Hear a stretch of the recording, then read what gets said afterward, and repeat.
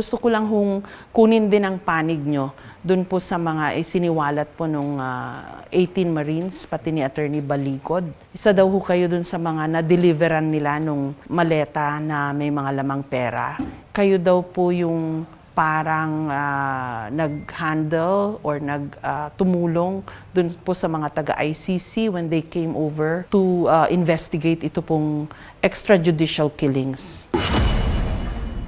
Medyo tricky lang po doon kung totoo yung allegation nila na the money para magamit for the expenses ng mga taga-ICC through you came from Zaldico, yung mga mali-maletang araw ho. So you think it's a spin? Yes, definitely it's a spin. Bakit ngayon? Kung kailan kasagsagan ng confirmation of charges hearing, bakit ngayon sila mag-expose? Those are the spins. Kasi kailangan nga nilang palabasin na sinuhulan, winine and dine, ganun yung nila. Para magamit ni Kaufman na sasabihin, corrupt yung mga ICC investigators. I will not let that happen dahil para masabotage nila yung hustisya na hinahanap namin. How about attending yung meetings daw na nandun si Zaldico, si Speaker Romualdez, etc.? Wala po mga ganyang mga meetings. Ang ginagawa kasi nila, komo ngayon nasa hot water si Zaldico. Parang madampian ka lang ni Zaldico, parang ka na no? Parang nasa impyerno ka na. Ito ngayon na mabibigat na tanong. Sino ba ang nagpondo dyan sa mga yan? Sino nag-organisa sa kanila? Sino yung mastermind dyan? I tell you, pagka inimbestigahan na itong mga to, yung 80 na sundalo niyan, malalaman natin magkano binigay sa kanila.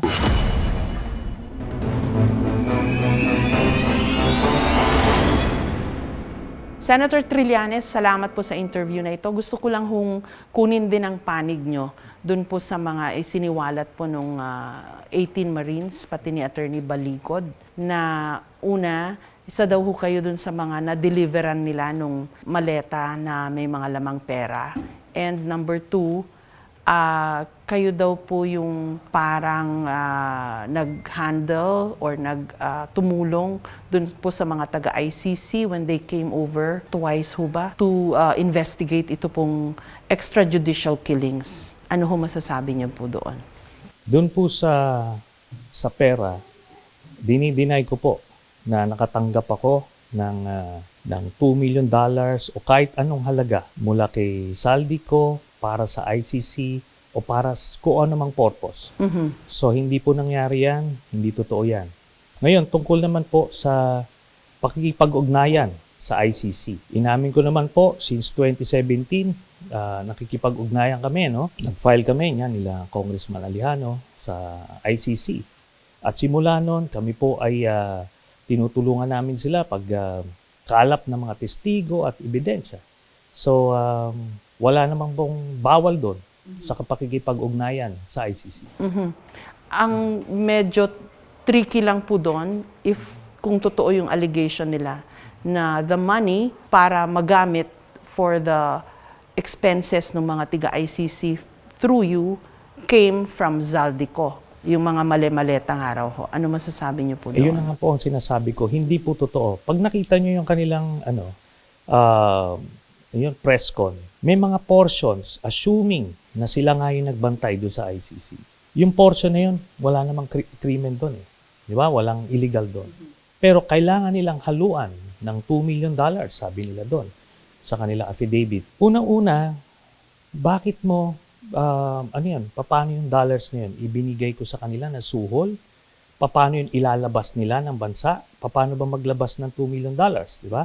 Ngayon, kung gagastusin naman yun dito, bakit kailangan pa i-convert sa dollars? Ang gastusin dito, di ba, pesos? Mm-hmm. Hindi nila naayos yung kwento nila niyan. Kailangan lang nila magbigay ng medyo exorbitant amount para mapansin yung kanilang mga aligasyon. Pero kung titignan mo yung pagbabantay nila dun sa ICC per se, wala hong illegal dun. Assuming sila nga yung nagbantay. Pero ang mali na ginawa nila, dahil nung sila ay naging security, dapat pinapangalagaan nila, binabantayan nila yung buhay nung kanilang binabantayan. Ano? Pero anong ginawa nila? In-expose nila yung identity, pinictura nila, pati yung testigo. Anong purpose nun? Para matunton ng mga bata ni Digong at pagka nakuha nila yan, di wala na magtitistigo doon. Alam niyo yung ginawa ho nila na yan, violation yan ng Article 17 ng Rome Statute. Ito yung Administration of Justice. Ang kaso po dyan, obstruction of justice. Dahil nilagay nila sa peligro yung buhay ng mga investigador at lalo na yung buhay ng mga testigo. So yun po, ang obstruction of justice, ang magpa-file po niyan, ICC mismo. At darating na lang dito yung warrant sa kanila. Sana makasuhan nga dahil maling-mali po yung ginawa nila dyan. Kahit siguro kung ngayon nagmumuni-muni sila, iniisip nila, nasa tama sila, saang party doon? Yung tama, yung para sa bayan na ginawa nila. Wala po. Actually, tinanong ko po si Attorney Baligod tungkol doon na wala naman, ngayon kung nag-investiga yung ICC dito, ngayon kung tinulungan siya ni dating Senador Trillanes o sila ni Senator Trillanes, unless it's proven that the money really came from Zaldico, then that becomes the tricky part. Pero ang sabi ho niya, hindi kasi siya naniniwala dun sa jurisdiction ng ICC over the case against Duterte. Ano hong sagot niyo doon? Yun ang opinion niya. But ang opinion ko, at supported ito ng decision ng Korte Suprema, na from 2011 to 2019, na miyembro tayo, merong jurisdiction ang ICC. At kahit pumasok sila dito, hindi naman sila mga persona non grata. Okay. Hindi sila bawal pumasok dito. Hindi naman ako bawal makipag-usap sa kanila. So, ano ngayon ang problema doon? Ngayon, kaya nga kailangan nilang lagyan ng pera component which is not So you true. think it's a spin? Yes, definitely it's a spin. Sabi ko nga, $2 million ang claim nila doon sa affidavit nila. Para saan daw yon? Ibibigay ko doon sa ICC, pangsuhol. Tayo po, sa mga kababayan natin na nagbabiyahe. Paano ba maglabas ng $2 million? Mga sa commercial airlines lang naman sumasakayan sila. So anyway, lahat yan madedebunk ng ICC mismo kasi sisingilin sila. Nung kanilang mga administrators doon, magbibigayan sila ng mga clearing documents sila, resibo, tickets. So yun. Kasi lahat talaga ng gastusin, dapat yung ICC pag mag-iimbestiga sila. So in essence, wala yun. Kailangan lang nilang lagyan ng $2 million para magkaroon ng saysa yun. Kasi ako hindi ko dinadeny. Sabi ko, assuming ilan sa kanila doon ay tunay nga na nagbantay. Bakit? Bakit nila nilalabas to ngayon? Sana 2023 pa raw sila nagbabantay. Kung talagang feeling nila karumal-dumal yung ginagawa nila, ba't di nila tinanggihan yung trabaho na yun? Bakit di sila nag-expose ng mga panahon na yun? Bakit ngayon? Kung kailan kasagsagan ng confirmation of charges hearing, bakit ngayon sila mag-expose? So itong suspect ko dyan. Baka itong si Kaufman, gagamitin niya yung mga sinabi nila. Probably to request for a mistrial. Kasi talagang pananabutahe yung ginawa Kasi sa lahat ng panahon, ngayon pa nila ginawa yung kanilang declaration. Hindi next week, pagtapos na yung confirmation of charges, or late last year, kasi awak na nila impormasyon Bakit ngayon lang? Ito ngayon na mabibigat na tanong. Sino ba ang nagpondo dyan sa mga yan? Sino nag-organize sa kanila? Sino yung mastermind dyan? Sino yung nag-facilitate or nag-organize ng buong press con? Mabibigat na yan. At malalaman yan. I tell you, pagka inimbestigahan na itong mga to, yung 80 na sundalo na yan, pag hiniwa-hiwalay yan at tanungin, lahat yan, bibigayan. Malalaman natin magkano binigay sa kanila, sino nagdikta sa kanila kung ano sasabihin, etc. Yung isa ho doon, kasama nyo raw dati sa kulungan. Yung isa doon, dati namin kasama, pero ganun din nga ang naging problema. Bumaliktad siya habang nandoon pa lang kami sa kulungan, bumalik loob kina Gloria noon. So, it speaks of the character of the man. Ano hong balak nyo ngayon on your own, personally? Kasi I think yesterday you said something about you will be, ano yun, Filing. papanagutin ko kayo, Yes. parang ganon. I will be filing cyber libel cases against them. So antayin nila ito. Nakakalungkot kasi mga dating kabaro natin. Pero mali yung ginawa nila. Walang bayan dito sa ginawa nila na ito. Alam nila yan. Alam nila kung ano yung kapalit, yung magkano nila pinagpalit yung patriotic duty nila. Ang kino-concede ko nga, sabi ko nga, some of them might have been part of the security detail ng ICC, kaya meron sila mga ganon. Pero bakit nila pinicturan?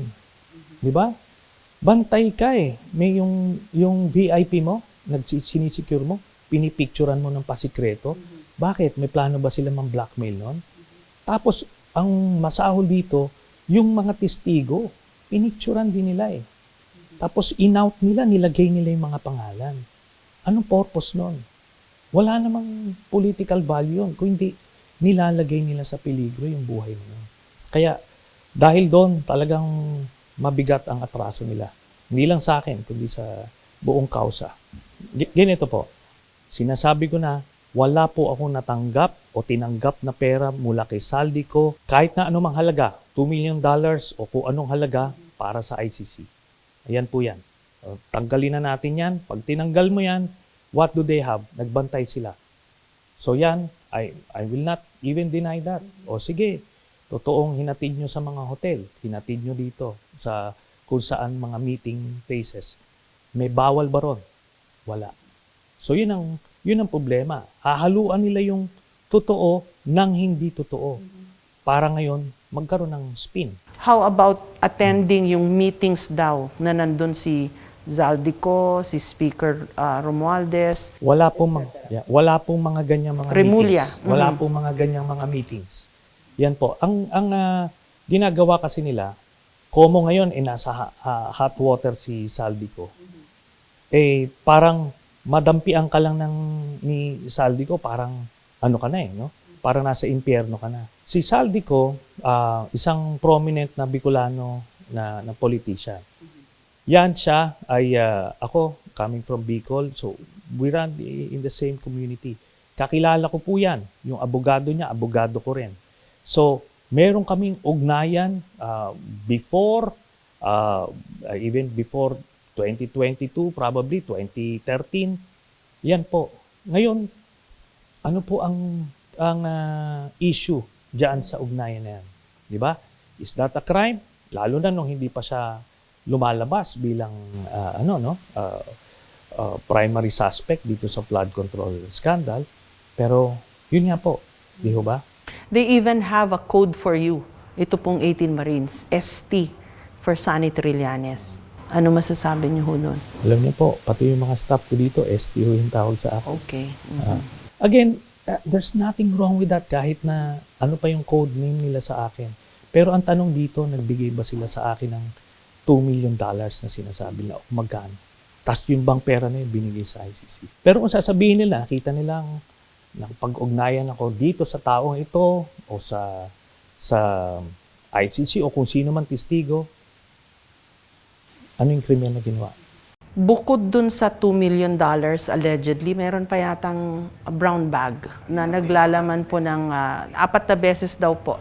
Parang anywhere between 5 to 7 million pesos daw ho. Kaya nga sinasabi ko nga po, $2 million man o kahit na anong halaga, hindi po ako tumanggap kay Saldico o kahit para sa ICC man o for any purpose. Pati daw po yung mga accommodations ng mga tiga-ICC, kayo daw po ang nag-asikaso. At kasama nyo raw po yung assistant nyo na Ronald Diso. Ganito po, yung mga detalye na yan, confidential yan. Pagka mag-acknowledge ka ng ano dyan, may malalagay sa peligro. Okay. Kaya kailangan very, very, I know yung interest nyo as a journalist, ilalabas nyo. Pero every name that you put there, you're putting these people in danger. We understand Wala that. namang krimen na ginagawa. Di ba? Pero yung sa mga pagbayad ng mga yan, bakit ano daw? Nakasilip sila? Nakikita nila? Sino nagkwento sa kanila? Di ba? Are they in a position to say those things? Those are the spins. Kasi kailangan nga nilang palabasin na sinuhulan, wine and dine, ganun yung ano nila, para magamit ni Kaufman na sasabihin, corrupt yung mga ICC investigators. That's the spin. I will not let that happen dahil para masabotage nila yung hustisya na hinahanap namin. And then, hopefully, even the media, sana, wag naman tayo maging, instrumento nung kanilang agenda. Actually, nag-file na ho sila ng affidavit nila sa ombudsman kanina. So it's a matter of public record now. Yes. But to pursue their angle na parang the ICC ko nandito man may ginagawang mali. Sana i-point out muna nila kung ano ba yon, ano yung mali. Ngayon sinasabi, bakit daw sa private nagmi-meeting? Saan ba dapat? Meron bang mali? May krimen ba yon sa private? It's not a crime. Pero the way they say it, parang, nakipag-meeting yan dito. Ano doon? Ano yung illegal doon? Di ba? Hindi pwede makipag-usap, hindi pwede mag-meeting sa private. So, pero Senator Trillanes, you're not denying na you helped the ICC inspectors when they came over. Ganito po. Ang sinasabi ko, since 2017, nakikipag-ugnayan po ako sa kanila, nakikipagtulungan ako sa kanila, pagkalap ng testigo at ebidensya. Everything else, the operational details, pasensya na po, these are very, very classified. Kailan sila dumating, saan, hindi po pwede pong kumpirmahin yan kasi pwede tayong mabantayan, no? At yung mga testigo kung saan nag-meeting, hindi po pwede po yan. Pasensya na po. Yes. Thank you very much po. Thank you, Salamat ma'am. po. Thank Thank you, you, sir. ma'am. Thank you. Opo.